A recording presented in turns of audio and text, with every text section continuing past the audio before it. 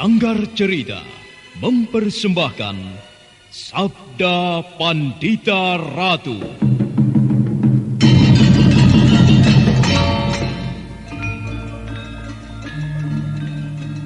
Menurut petunjuk Paman Kameswara, aku harus pergi ke suatu tempat. Dan mestinya, sekarang aku sudah berada dalam perjalanan itu. Ada jauh pula dari tempat ini. Akan tetapi, apa yang Kiai lakukan? Mengusikku, sehingga aku terus membayangi Kiai.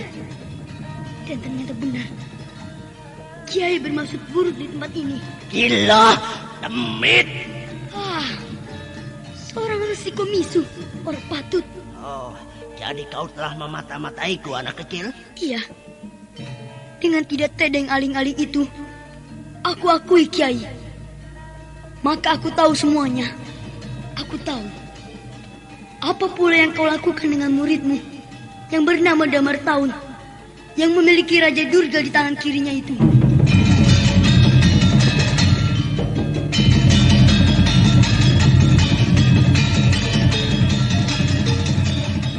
Sabda Pandita Ratu, sebuah kisah penuh dilema, tragedi cinta anak manusia, perebutan tahta, mabuk harta dan duniawi, serta silaunya kehormatan, di mana keangkara murkaan merajalela karena dendam yang membara. Kisah ini berlatar belakang berdirinya Singasari. Ken Arok, dialah pemuda yang merekuk pahit getirnya kehidupan. Namun sebenarnya, dialah yang harus melaksanakan sabda-sabdanya. Perjalanan sengsaranya adalah awal untuk meraih keberhasilan, untuk menuju kejayaannya di saat Singasari berdiri. Apakah cita-citamu itu, Ken Umang? Aku ingin mengubah nasibku. Aku bosan dengan kehidupanku selama ini yang terlunta-lunta, akrab dalam pelukan kemelaratan. Kadangkala aku berangan-angan, aku adalah seorang istri dari Patih. Bahkan lebih gila lagi, aku berangan-angan, andai kata aku adalah seorang permaisuri, maka akan terhapus semua masa silamku. Terhapus lenyap, tidak bersisa semua kenangan buruk yang kumiliki. Itulah cita-citaku, Kakang Ken Arok. Bagaimana dengan kau, Kakang? Aku ingin menjadi seorang raja.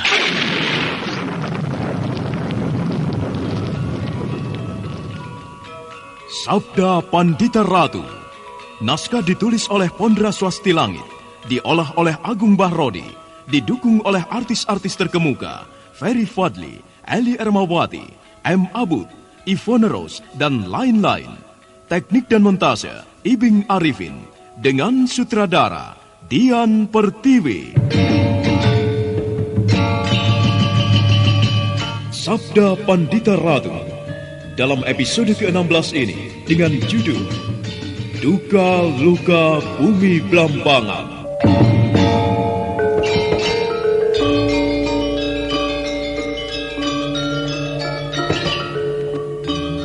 Dalam seri ke-463 ini dengan para pemain Ferry Fadli sebagai Kameswara, Iwan Dahlan sebagai Mahesa Branjangan, Arya sebagai Resi Bawani, Ajeng Atmakusuma sebagai Rahastri Kandi, Ashari sebagai Panji Garit, Tato sebagai Panji Parasu, Margaret sebagai Kensi Winareswari, Billy sebagai Damar Taun, dan Asti Suhastra, pengantar cerita.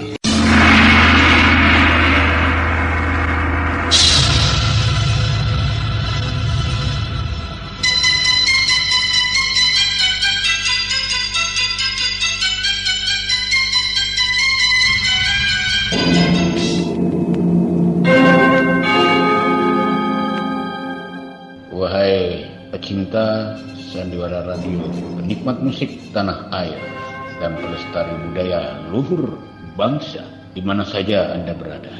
Bagi Anda pecinta Sandiwara Radio sejati, tentu tidak asing lagi dengan suara khas saya ini. Ya, saya Juni Mucus, pemeran tokoh Raki Sangapa dalam serial Sungging Prabangkara, tokoh Adipati Mandurorejo dalam serial Wahyu Astabrata, tokoh Ki Wanoro dalam serial Jagabadan. Bukan itu saja, dalam serial Misteri Nini Pelet dan Titisan Dewi Sambernyawa, Anda akan dapat temukan suara saya, luhur dan apik khasana budaya, kiranya tidak layak untuk tidak dilestarikan. Indah dan lezatnya sederet kenangan, tentunya akan teramat manis untuk dilupakan. Satria Koleksi siap hadir, sajikan solusi di mana saja. Kita dapat kembali segarkan indah dan manisnya berlaksa kenangan puluhan warsa silam. Di sini syarat tersuguh serangkum warna budaya, sederet musik kenangan tanah air yang pasti tidak pernah usang oleh pergeseran mode dan tantangan zaman. Yang lebih istimewa lagi, sejumlah serial sandiwara radio eksklusif tersaji di sini sebagai bentuk sarana hiburan bagi yang mengaku sebagai pengagum karya anak bangsa dan pecinta sandiwara radio sejati.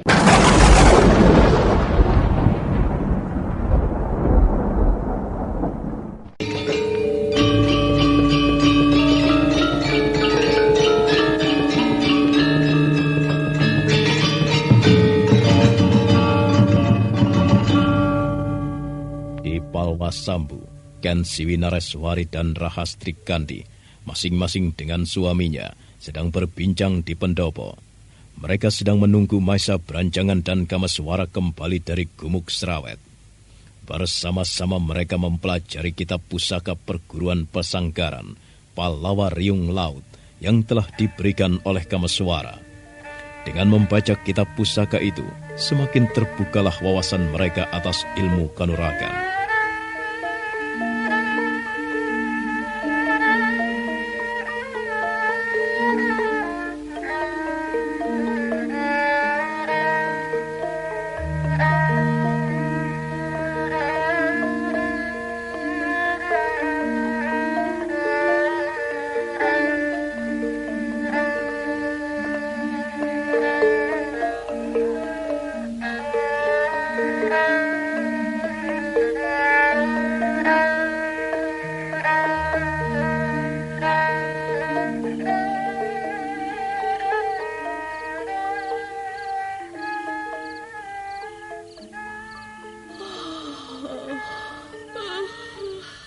Kalian berdua sudah mengantuk rupanya. Aku ketularan Rahastri. Bibi bisa saja. Tunggu. Aku merasakan keadaan yang janggal. Aku yakin ini sirap.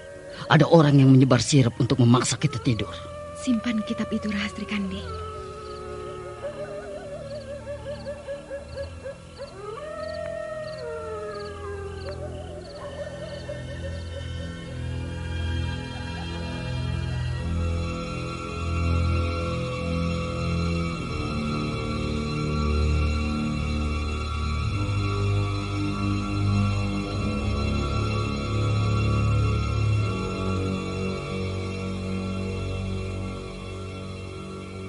Menyadari adanya keadaan yang tidak lumrah, semuanya segera memusatkan diri untuk melawan pengaruh kekuatan sirap itu. Namun kekuatan sirap itu memang benar-benar luar biasa.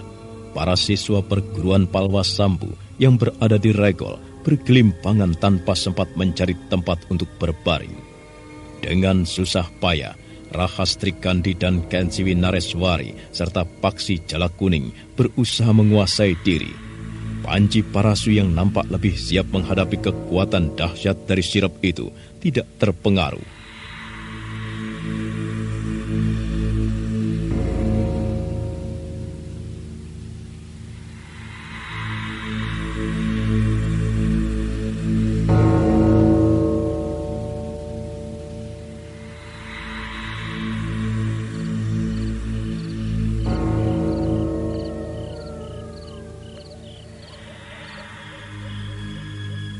Bertahanlah sekuat-kuatnya.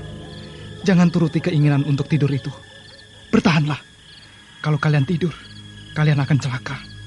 Ayo, bertahan sekuat-kuatnya. Setelah berjuang dengan sekuat tenaga, lambat laun Rahastri Kandi dan Ken Siwi berhasil menyisihkan isyarat kantuk yang palsu itu. Mereka kemudian bergegas melangkah ke halaman. Siapapun kalian yang telah menyebar kekuatan sirap di sini, tentu mempunyai maksud yang tidak baik. Keluarlah! Bagaikan menjawab apa yang baru saja diucapkan oleh Ken Siwinareswari, dari kegelapan malam muncul dua sosok bayangan. Semuanya langsung bisa mengenali pemuda yang datang adalah Damar Taun. Tetapi baik Rahastri Kandi maupun Ken Siwi serta suaminya baru kali itu bertemu dengan Resi Bawani. Wujud Resi yang bermata cacat itu ternyata memang menakutkan.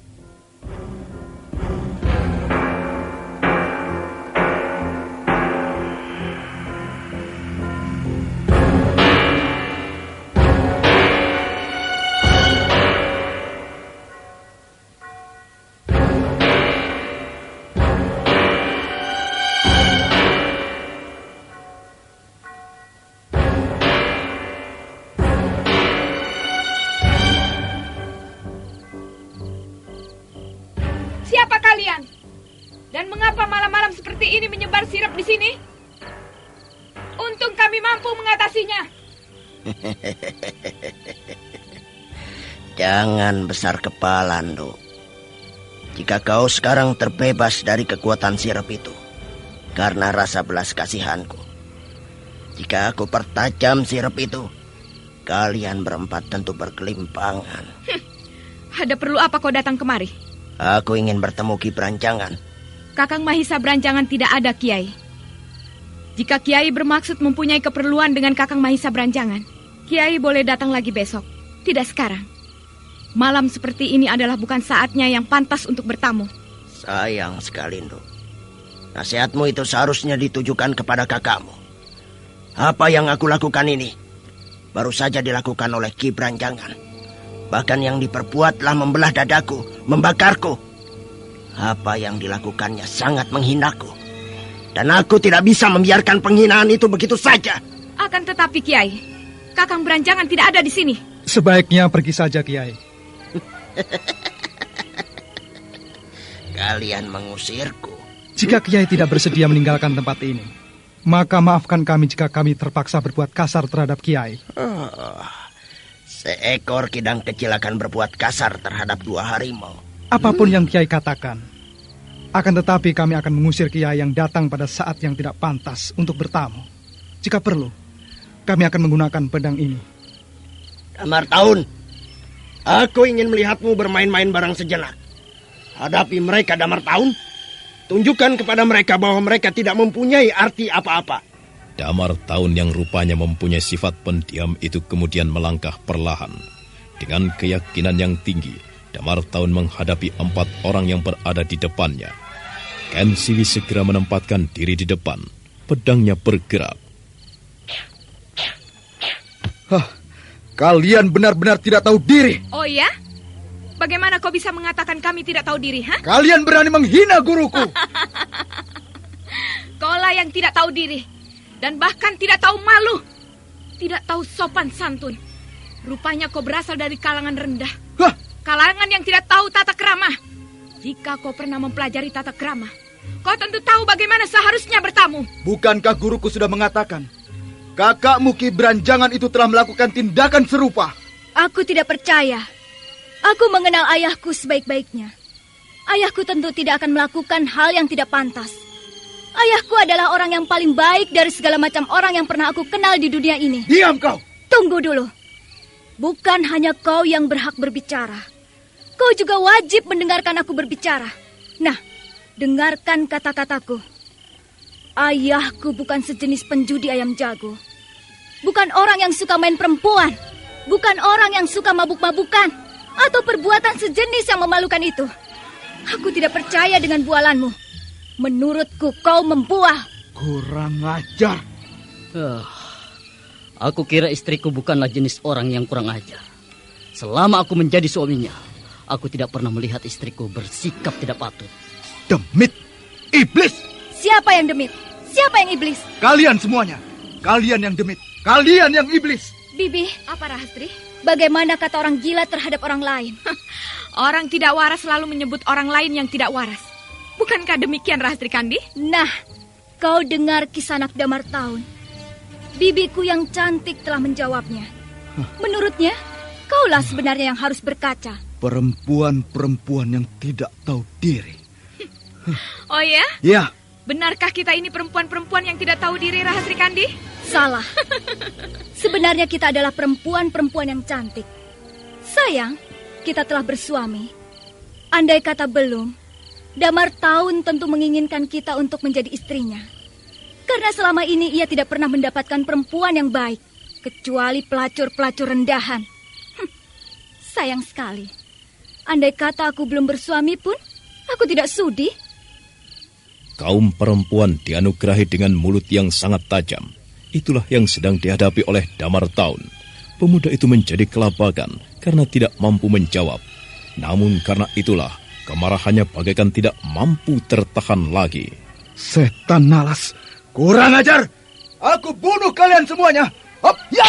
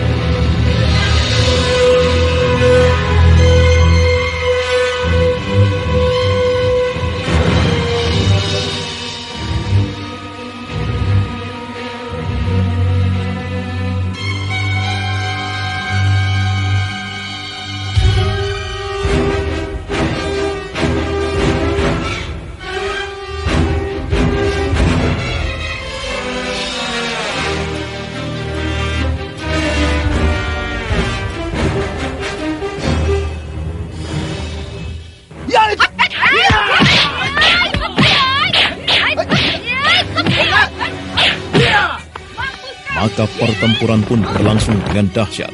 Damar Taun telah mencabut pedangnya bagaikan seekor burung sikatan. Dia melayang menyambar-nyambar. Ayunan pedangnya yang cepat terengginas sanggup membabat apa saja. Tetapi yang dihadapinya adalah orang muda pilihan. Dengan mantap panji parasu dan panji garit beserta istrinya menyerang susul-menyusul dari segala penjuru.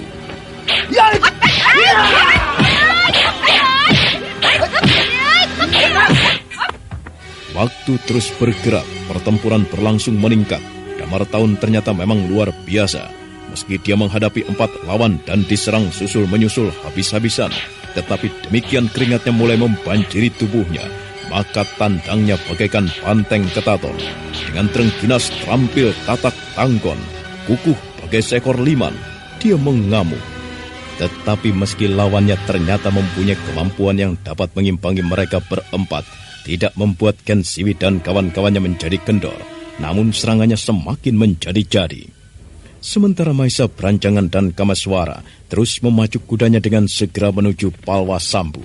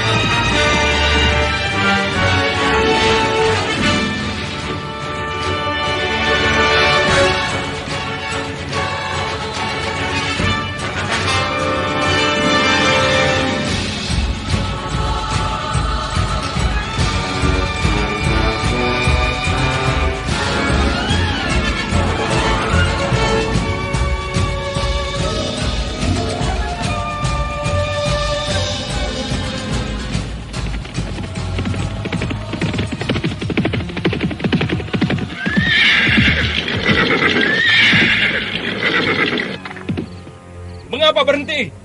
Kita tinggalkan kuda-kuda ini di sini, Kakang. Suara kuda kita justru akan membahayakan. Kita berlari. Baik.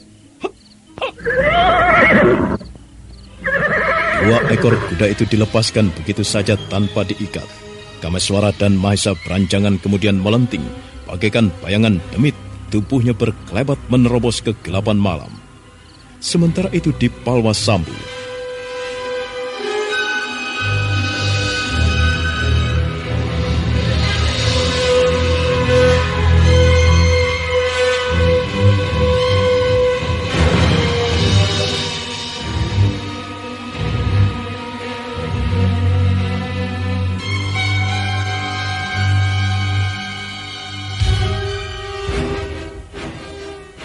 Kurang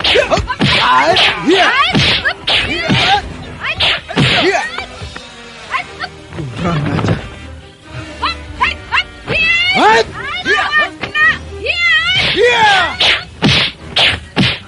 Kurang ajar. Siapa yang kurang ajar? Kau! Baru robek pakaianmu. Kau sudah menghakimi kami. Kurang ngajar, Kisanak. Lalu apa yang akan kau katakan kalau kepalamu terlepas dari leher? Tentu tidak ada yang bisa dikatakan lagi. Apa yang bisa dikatakan mulut yang terpisah dari tubuh?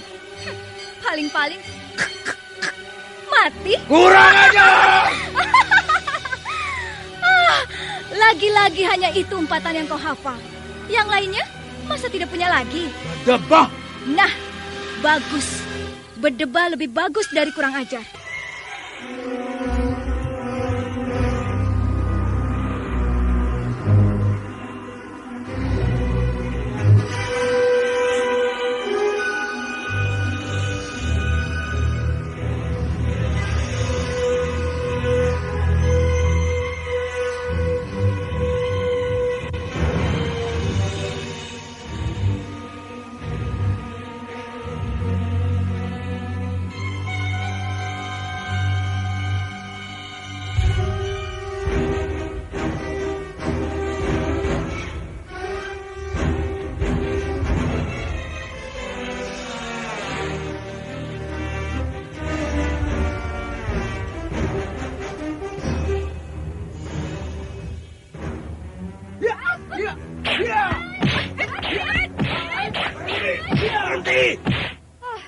Mengapa kau hentikan pertempuran ini, Sang Resi?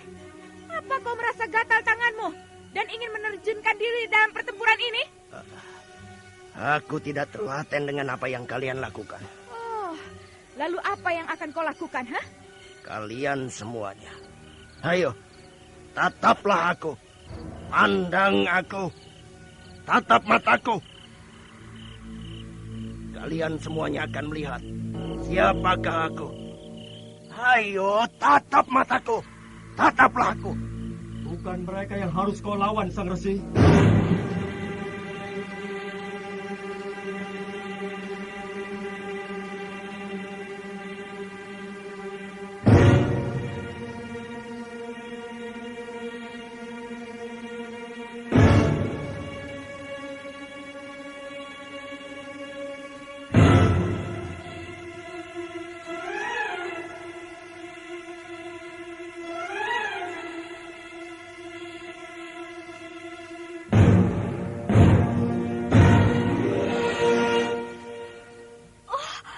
Kuasai diri kalian semuanya dan cepat minggirlah. Oh, Kakang. Mundurlah, Rahasti Kandi. Biarlah aku yang akan menghadapi. Baik, Kakang. Siapakah kalian? Mengapa kalian membuat onar di sini? Kaukah yang bernama Kameswara? Benar, Kiai. Akulah Kameswara. Jika aku tidak salah, Kakang Beranjangan pernah bercerita sesuatu kepadaku. Apakah Kiai yang bernama Resi Bawani? Jangan berpura-pura belum tahu, anak muda. Jangan mencoba ingkar atas apa yang baru kau lakukan. Aneh sekali.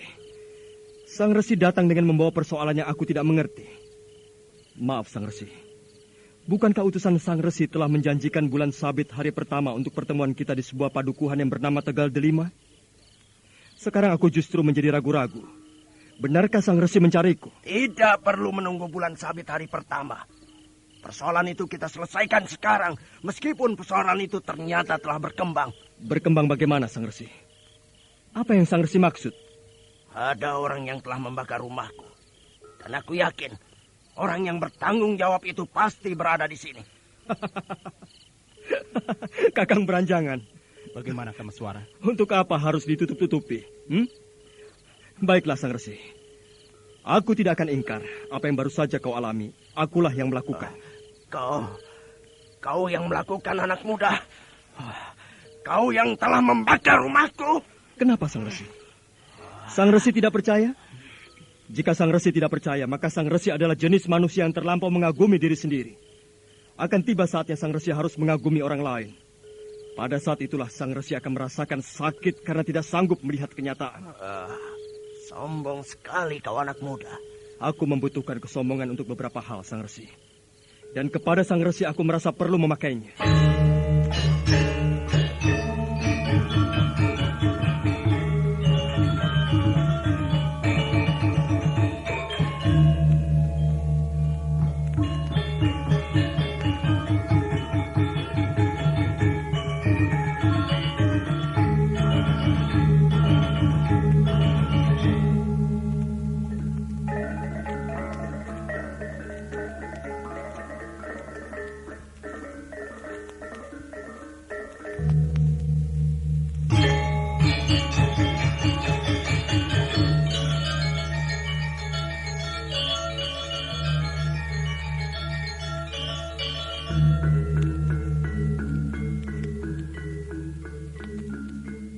Resi Bawani memandang wajah Kameswara dengan seksama. Kameswara merasa risih dilihat oleh mata yang tanpa manik mata itu. Sebenarnya lah, sang Resi Bawani tidak yakin apa yang baru saja dialaminya adalah karena ulah Kameswara, seseorang yang masih muda. Resi Bawani membayangkan orang yang baru mengganggunya tentulah orang yang sudah tua.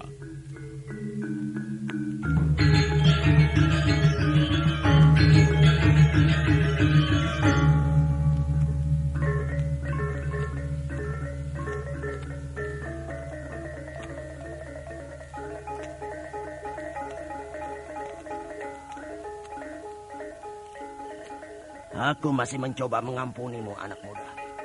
Kau tentu mengada-ngada dengan mengatakan bahwa kaulah yang berbuat.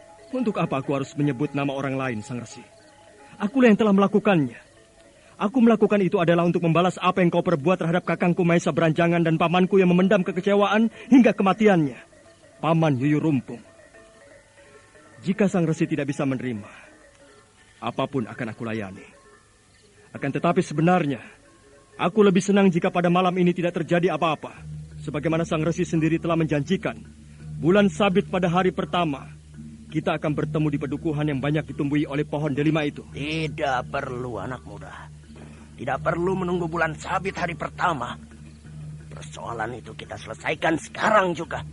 Baik, silakan. Kau harus menjelaskan yang dialami oleh muridku Damartaun. Kami tahu bahwa kau mengetahui persoalan yang saat ini sedang dihadapi oleh muridku. Jangan mencoba selak. Kau akan bernasib buruk jika kau selak. Jangan mengancam begitu, Sang Resi. Aku tidak suka diancam. Jika Sang Resi datang dengan ketulusan hati, aku tentu akan menolong. Akan tetapi Sang Resi justru mengancam. Aku bisa tidak senang. Damartaun, tunjukkan telapak tanganmu.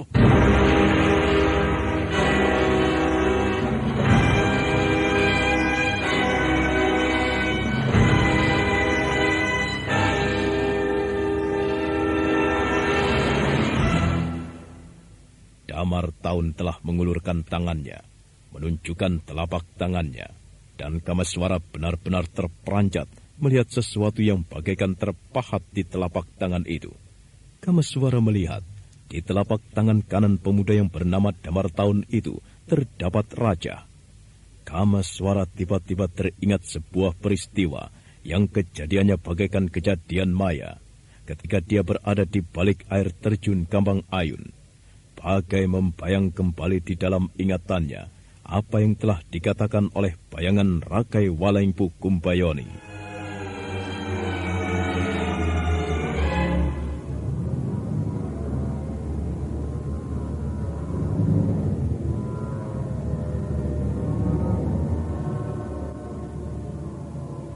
Pujangga Sangsari mempunyai sebuah cara untuk melindungi tipisanya yang lahir kembali ke dunia ini.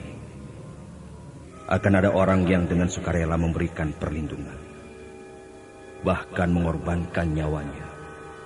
Jumlahnya ada 5. Mereka itulah yang harus kau cari dengan sebuah ciri-ciri terdapat sebuah raja seperti yang dimiliki oleh anakmu.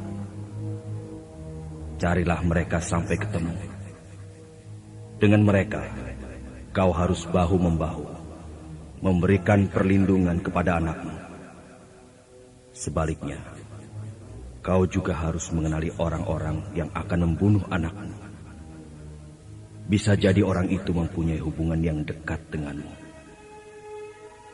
Akan tetapi, sebenarnya oleh takdir, ia telah menjadi tangan-tangan Durga.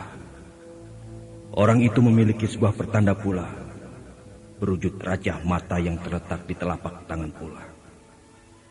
Mereka ada 3 orang. Itu sebabnya mereka disebut Trinetra. Waspadalah terhadap mereka. Meski mereka sahabatmu. Sebaliknya, meski yang memiliki Raja Kalacakra itu orang yang tidak kau sukai, namun karena takdir, ia harus memberikan pengayoman kepada Bayin. Kau harus bekerja sama dengannya.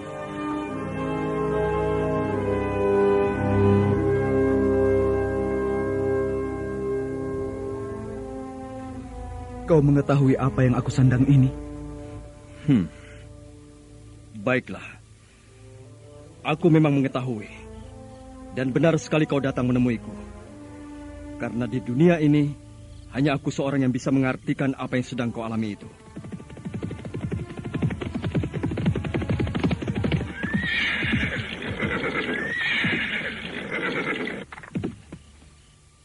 Apakah terjadi sesuatu Ki Branjangan? Ikat kudamu dan bergabunglah dengan para siswa Palwasambu. Baik, Ki. Ayo cepat katakan. Apa yang kau ketahui tentang tanda aneh yang muncul di tanganku ini? Damar Taun, bersikaplah sedikit hormat kepadaku. Jangan kasar, karena aku tidak suka dikasari. Apalagi berpikirlah, apa hakmu mengkasari aku? Jika kau mau menggunakan otakmu lagi, kau datang mencariku untuk meminta tolong. Baiklah, cepat katakan. Sejak kapan kau memiliki tanda aneh di 2 tanganmu itu, Kisanak Damar Taun? Jawablah. Jawabanku juga sangat tergantung bagaimana jawabanmu. Sudah 1 tahun ini. Baiklah, Kisanak Damar Taun. Aku akan berkata sesuatu. Di dunia ini, dihuni oleh segala sesuatu yang serba berkebalikan. Di mana ada siang akan ada malam. Di mana ada pagi, ada sore. Demikian juga, di samping ada perbuatan kebajikan, juga ada kejahatan. Rupanya kau adalah salah seorang yang terjerat oleh takdir. Aku terjerat oleh takdir? Iya, kau terjerat oleh takdir. Takdir apa?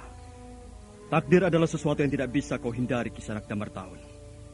2 tanda aneh di tangan kanan dan kirimu itu adalah sebuah pertanda bahwa kau harus memilih salah satu. Aku hanya memberikan petunjuk kepadamu bahwa jika kau memilih ketempatan Raja Trinetra yang berada di tangan kirimu, maka kau akan menjadi pemuja Durga. Kau akan menjadi tangan kejahatan. Sebaliknya, jika kau memilih Raja Kalacakra yang berada di tangan kananmu, maka kau akan menjadi pembela kebenaran. Dengan memilih Raja Kalacakra, maka kau telah menempatkan diri untuk menjadi pelindung seseorang yang mengemban tugas maha berat untuk kedamaian dunia ini. Nah, Kisanak Damar Taun, pilihlah. Aku harus memilih? Iya, kau harus memilih. Dan jika kau salah dalam memilih, maka kau akan menyesal untuk selamanya. Baiklah, aku akan memilih.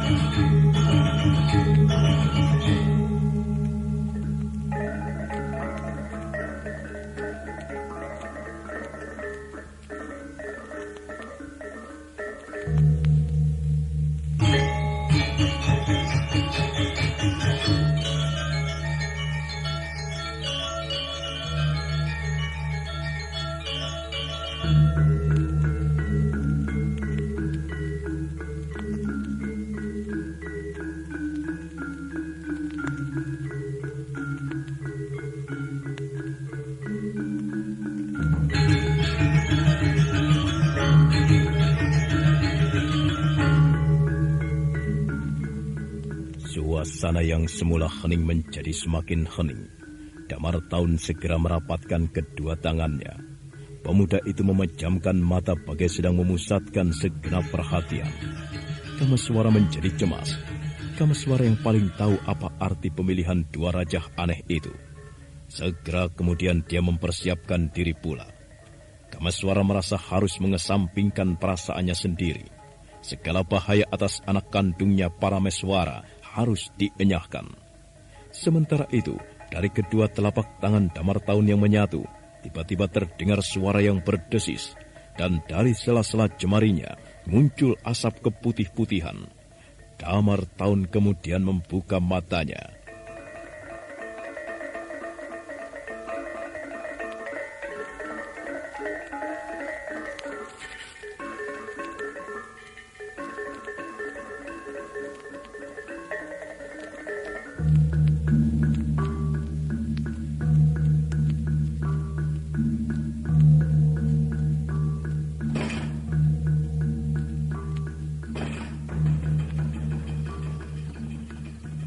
Aku telah memilih. Bukalah tanganmu. Tunjukkan apa yang kau pilih. Ini.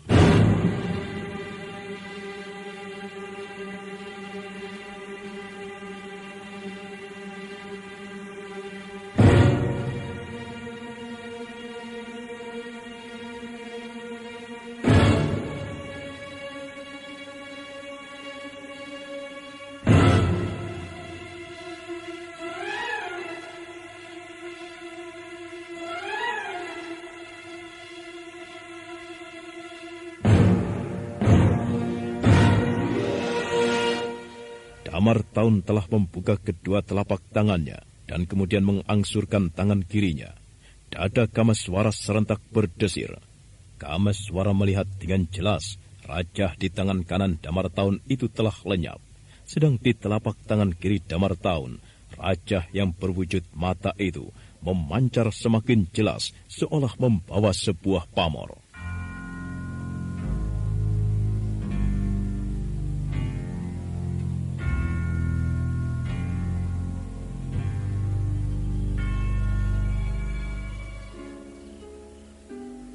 Ini yang aku pilih. Ini yang aku pilih. Nah, bagaimana? Katakan, bagaimana dengan pilihanku ini? Sayang sekali, Damartaun. Kau telah salah dalam memilih. Pilihanmu telah mengundang hadirnya Dewa Yamadipati untuk menjemputmu. Apa? Yamadipati? Akulah tangan Yamadipati, dewa pencabut nyawa. Atas namanya aku harus membunuhmu.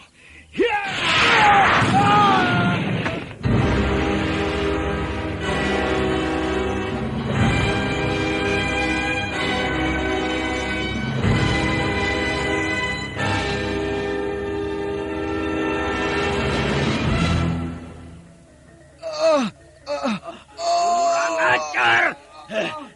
Apa yang kau lakukan itu?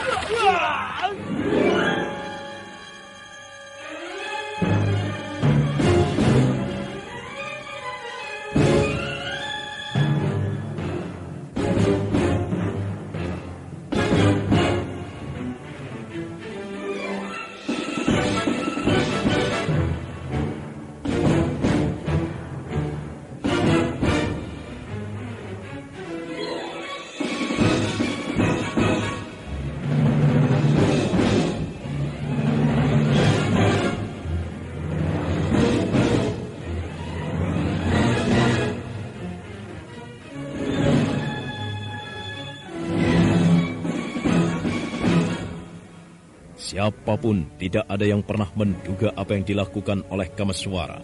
Resi Bawani sangat terkejut ketika dalam jarak yang sangat dekat, Kameswara telah menyerang Damartaun.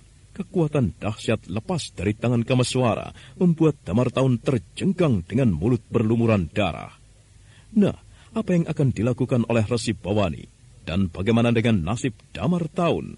Saudara pendengar, untuk mengetahui jawabannya, ikutilah kelanjutan kisah ini dalam seri berikutnya. Sampai jumpa.